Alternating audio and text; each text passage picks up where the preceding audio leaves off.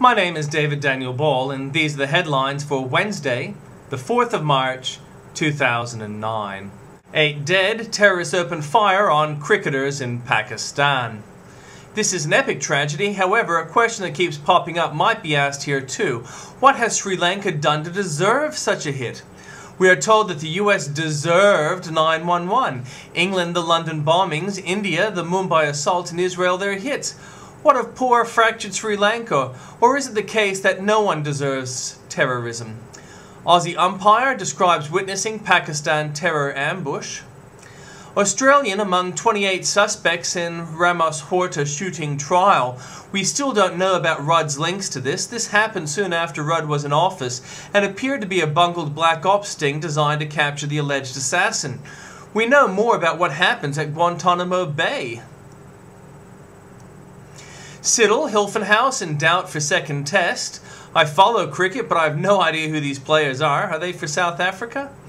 Greg Bird grants French lifeline. He doesn't have to play sport. There seems to be much work available for those who beat up women. We have breathing space on climate, says Garno. Spot on, Ross. We can do nothing and still be ahead. Nicole impressed by Keith's playgirl posing. You know, I really did not need to know that. 13-year-old shoots little brother over movie fight. Rain, a bonus for weary Victorian fire crews. Surge in homelessness as jobs go. Man arrested after multiple armed robberies. Increase in serious falls for elderly. Lahore attack condemned around the world. Surfer loses hand after shark attack. Miley Cyrus quits jogging to stop breast talk. And in comments from Alan Jones, Woolies creating jobs, don't believe it.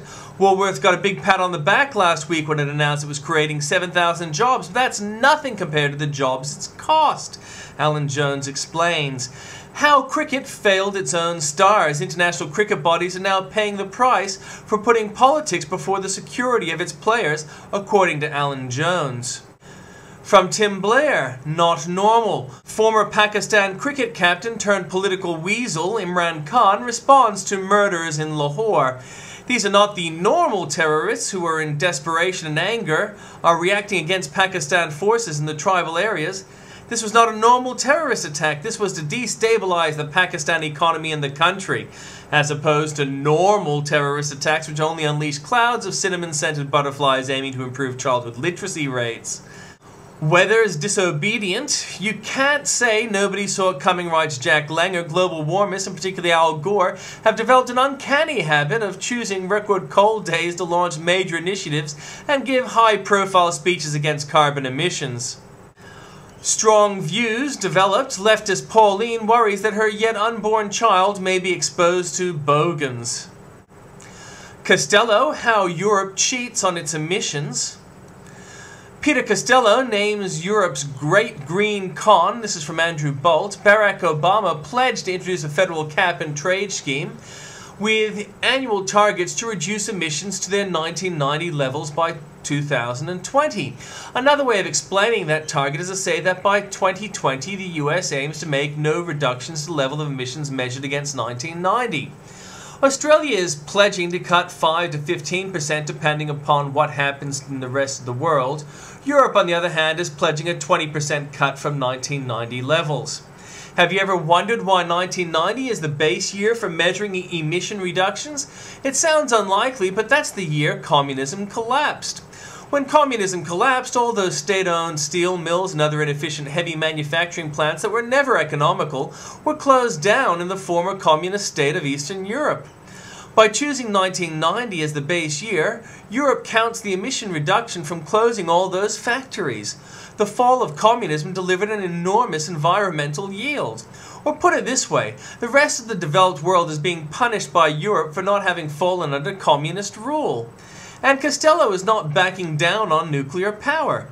When Australia's environmental movement allows itself to admit this is an option, we will know that they are really serious about reducing greenhouse emissions.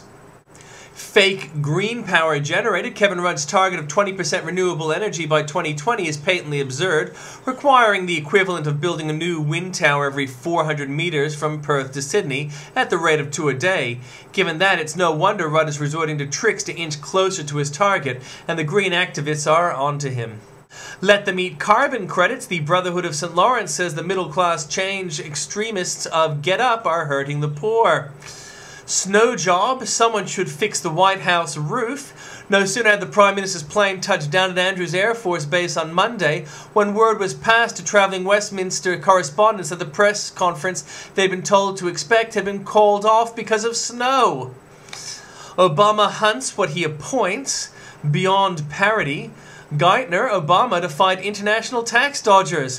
What? Will Obama be appointing them to his cabinet as he appointed Geithner? Mexican army recaptures town. The astonishing size of the operation shows the size of the threat to Mexico's civil authorities. Column. Critics' hearts turn to stone. Our arts community can't tell a kiss from a kick, or not when the person being kicked is its pet target of group hate. Last year, director Oliver Stone, with a straight face, claimed that W, his new film on George Bush, would treat the former president gently. It would not be yet another wild-eyed rant as his JFK, which claimed John F. Kennedy was killed by the CIA and right-wing gays. It would instead be a fair, true portrait of the man that asked the question, how did Bush go from being an alcoholic bum to the most powerful figure in the world? The very denial confirmed the lie, and in case you'd missed his joke, Stone went on to contrast Bush with the very moral and selfless Cuban dictator Fidel Castro, who has jailed his political opponents, killed his rivals, and beggared his country. Castro will talk to you. He's a real human being, but I see George Bush as a synthetic person.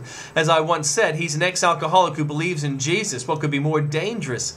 You mean other than Castro?